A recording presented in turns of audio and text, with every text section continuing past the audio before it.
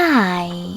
In front of me is iPhone 15 Plus, and today I would like to show you how you can change apps permissions. Begin by going into Settings and scrolling down to access one of your apps that you wish to manage, like Chrome.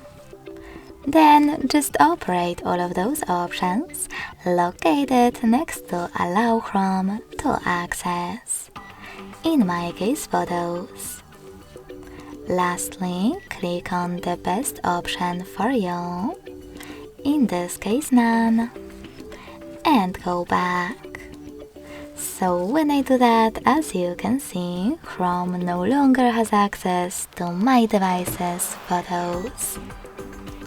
Thanks so much for watching. If you enjoyed this video, don't forget to leave a like, comment and subscribe.